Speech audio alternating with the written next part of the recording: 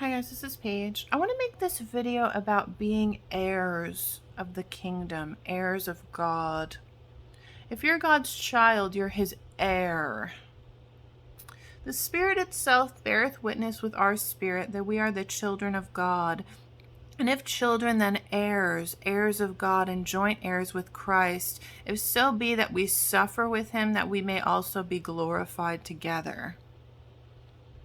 What is an heir? It's someone who inherits. It's like we inherit the kingdom through Christ. But also, it's a person inheriting and continuing the legacy of a predecessor. I've talked about this before. You know, there's times where I feel discouraged and I don't feel like preaching. I don't feel like doing it. I get thoughts from demons and they're like, you just don't do it anymore. It's, you know, your video's horrible and things like that. Lots of discouragement from Satan. You know what God shows me a lot? He'll be like, Paige, you're my heir. You're my heir. What is he telling me? He's like, continue my business on earth. I want you to continue my business here on earth. If you're God's child, he wants you to continue his business here on earth in some way or other. For me, it's preaching, teaching, exhortation. For you, it could be prayer, helping people, however it is, however God leads you to. Imagine all God's children just said one day, I just don't want to do it anymore. God's kingdom wouldn't be advancing, you see. Now he would discipline us to do it, but it's almost like he relies on us to continue his business. We're his children, we're his heirs. We're inheriting the kingdom, but he wants us to continue his work here. That's why we're the body. We're like the hands, the feet, the mouth of Christ. He will use us to bring about his will. And when I say rely on us, I mean he's God. He could do it himself. He could bring people himself and things. You know what I'm saying? He wants us to continue his business here. You know, do you know that movie? It's called Willy Wonka and the Chocolate Factory. Willy Wonka and the Chocolate Factory. You know, there's a part in that movie where Willy Wonka is getting his hair cut. And he's like, he sees his hair and he's like, I need an heir. It's like a joke. It's like a little pun because hair sounds like air. God would put that part in my mind. It's like a little joke between me and him. Because when I serve him, my hair grows. Symbolically, or in the spirit, it grows. But if a woman have long hair, it is a glory to her. Woman's hair is their glory. As I glorify God, my hair grows in the spirit. It's also a pun with air, hair, air. You know how that person had the dream of me? And in the dream, my hair was growing. It was growing really long. I believe there was also oil in my hair. Represents the anointing. God likes to show me Rapunzel a lot. He'll show me Rapunzel. He'll show me her with the heart. It's like a little joke. Like my hair is growing. You know the story of Samson and Delilah? Samson. Very interesting, Samson. He was very anointed by God. He had unbelievable strength and power. And his strength and his power was in his hair. Even as a man. Which is interesting because in the New Testament it says it's a shame for a man to have long hair. But he had long hair. It represented his vow to God. It was a Nazarite vow. Part of it was that he would not cut his hair. And his strength and his power was in his hair. When his hair was cut, he became weak. It's symbolic. It's symbolic. That's why God likes to speak to me through hair. He'll tell me my hair is growing. Hair. You know the whole story of Willy Wonka and the Chocolate Factory? God likes to use these things, stories, music videos. You know when it says in the Bible, do not love the world or the things of the world, and that means sin unto death. It doesn't mean stories people have created. God taught me that. They're just stories to him, and he'll put things in there, and he'll even teach you through it. It's just stories. He means sin unto death, or really wicked things. Don't love them. But he'll speak through stories. He likes to do that. That's a really cute movie. I had seen that a long time ago. I watched it a couple months ago thinking, okay, maybe God's kind of leading me to watch this. Is there something in it? Willie, it means protector. Resolute protector, strong-willed warrior. Also means helmet, I believe. Determined protector. It represents God in a way. Just in a way. And Charlie is like God's child. You see, this story is like Willy Wonka's like, I need an heir. I need an heir to continue my business here. Let's send out these tickets, It kind of represents God calling people, calling them. It's just, he spoke to me through it, okay? And Charlie is like God's child, and all the other ones are like not his child. You find out through trials and the tests and things going on in the movie, they were wicked.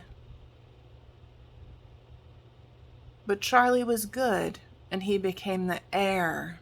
What does Willy Wonka do? He makes candy. He makes candy. What did God tell me I make or I'm like? I'm like candy. When he had shown me that movie, there wasn't much in it, and now he's telling me it again, showing it to me. It's like he needs me to continue making candy. Because it's like God's a candy maker, in a way, or a fruit maker. He makes fruit. And through his child, we make fruit. And it's sweet like candy. See, Charlie was a good boy. He won the kingdom. The other ones were wicked and evil. And they were weeded out. It's symbolic, He's like, I need an heir. God likes to speak that way through names. Even in the Bible, Naomi, in the story of Ruth, her name is Naomi. It means pleasantness. She even said at one time, call me Mara, because the Almighty has made my life very bitter. What does Mara mean? It means bitter. God likes to speak that way through names, through symbolic meanings. He does that a lot. That's how he speaks through movies and music. He'll speak through names a lot. So if you're God's child, it's like you're like Charlie. You have to continue on his business making candy or fruit that he helps you bear for the kingdom. Isn't that cute? That's how God speaks. There's actually a part in the end of it that when I had seen it a few months ago, God spoke to me through. It was this part, and they were in this house. There was like powdered sugar falling on it. It's like snow. And then there were candy canes. And I was like, I feel like God put that part in. And then today he was telling me, yeah, you're my house. You're in my house. It's like powdered sugar or snow. And the candy cane is like Jesus Christ's righteousness. It's a cute little joke. He likes to joke. You know what he started showing me?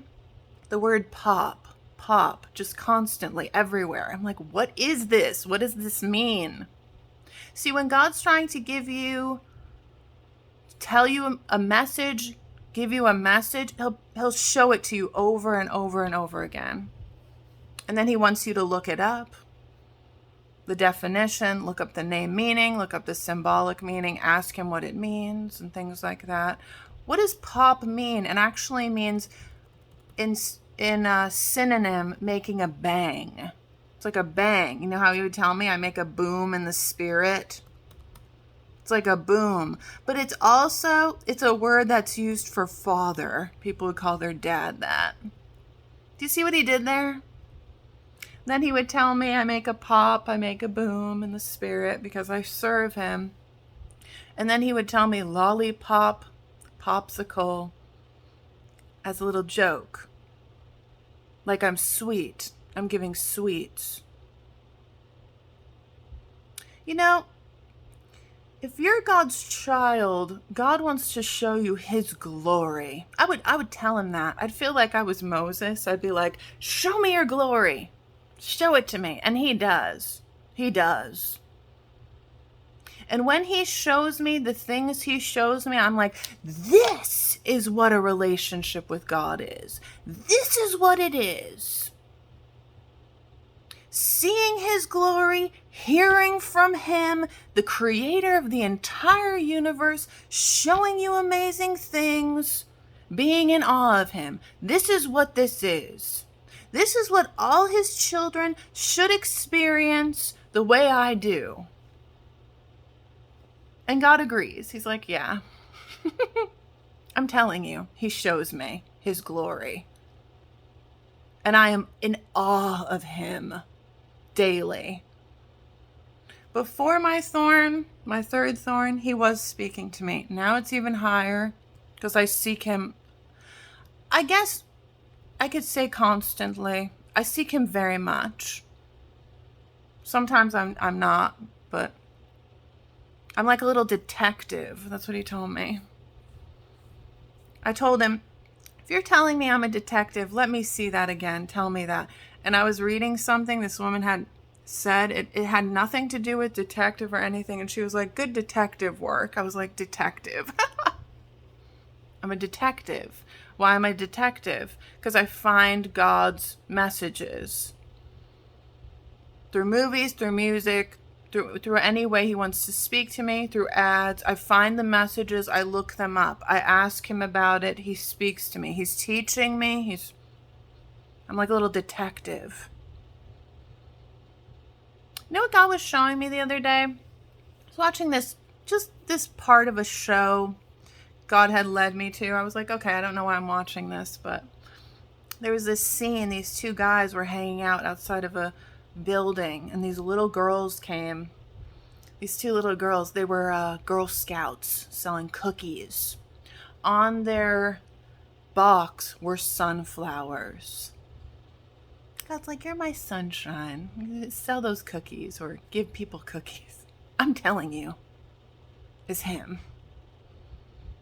He shows me his glory. Do you know what God likes to speak to me through? It's kind of personal, but he wants me to share it. Soccer. He started telling me, I'm your biggest fan, and then he would show me soccer a lot. And I was like, okay, why is it soccer? Well, soccer is actually called football in other countries. And in America, football is different than soccer. In football in America, they use their foot to kick the ball, but then they'll hold the ball. I don't know why it's called football, but in other countries it's called football. Why does God speak to me through football or soccer? Because you use your foot in soccer. You use your foot. What do I do when I preach? I use my feet. Symbolically, that's the part of the armor that I use. Your feet shod with the preparation of the gospel. How beautiful are the feet of those who preach the gospel. I use my foot. Do you know on a soccer ball, there's hexagons and pentagons? Do you know what's inside of a honeycomb? Hexagons. It's filled with hexagons. Honeycomb. Hexagon is a 6-sided shape. Pentagons are five-sided. God's like 5, 5, 5. And honeycomb. It's hidden. This is the amazing stuff he would teach me. It's like I use my foot And I make honeycomb. My words are pleasant like honeycomb, sweet to the soul and health to the bones. Honeycomb. Do you know when he was showing me this? There was this, I really like to dance for God at times. Very fun for me. He started showing me I was like a tiny dancer to him, because I'm really little, really small to him.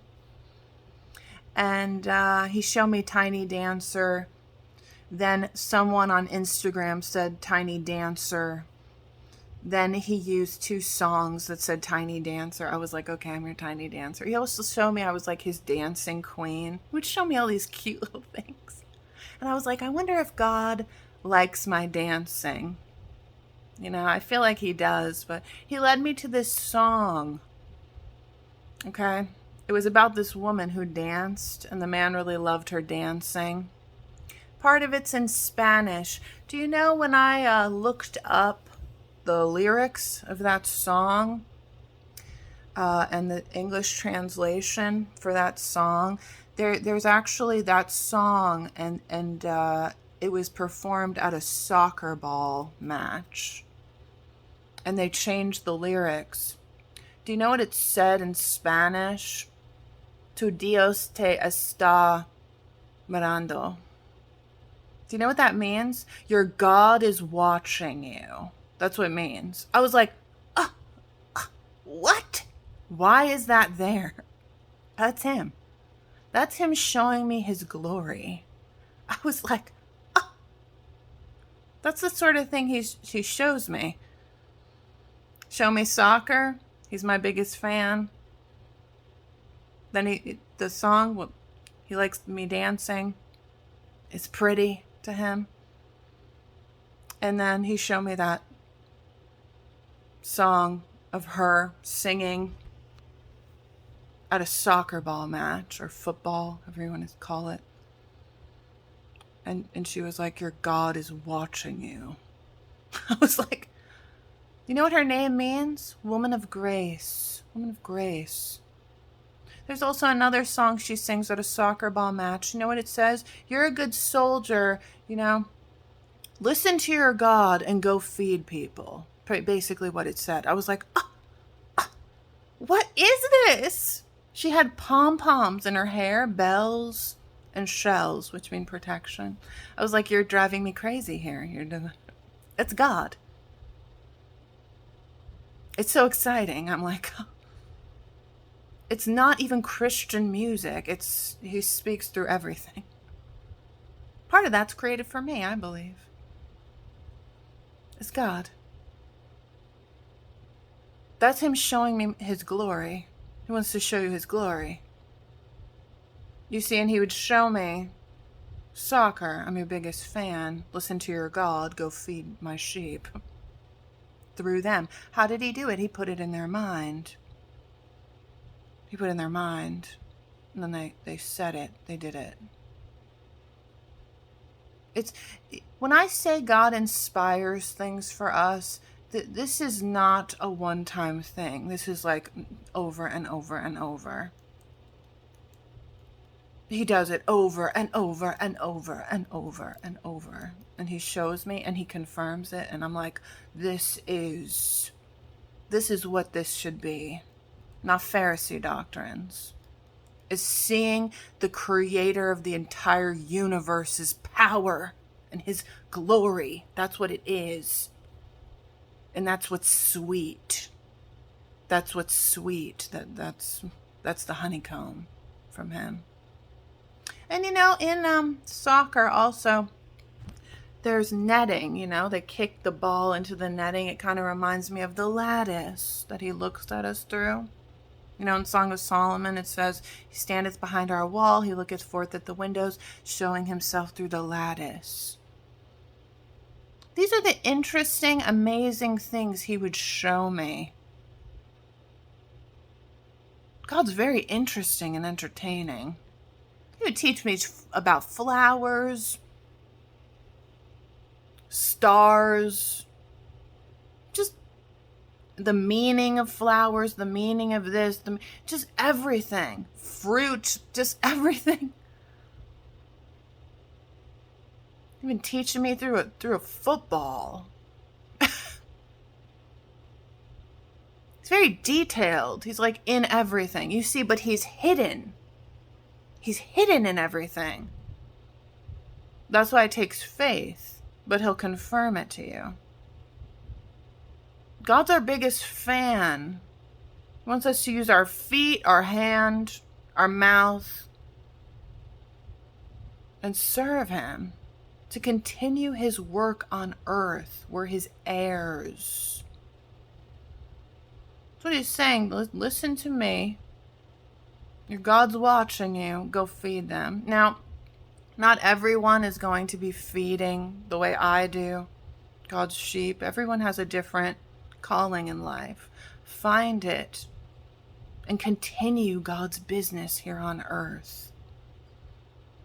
Satan's going to try to discourage you. He does the same thing to me. It makes me not want to do it, but God wants me to do it. It's important to him that we complete his business.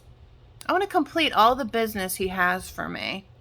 So when I die, I can say, I'm finished with God's work for my life. And you get rewarded in heaven. Ladies, let your hair grow long. I don't know if that's for men too, but in the spirit, because it's kind of, it's strange because it's a shame for a man to have long hair, but Samson had long hair. Maybe in the spirit, a man's hair grows too. I don't know. But either way, we're meant to glorify him. We're his vessels of glory. All right, love you guys. Bye.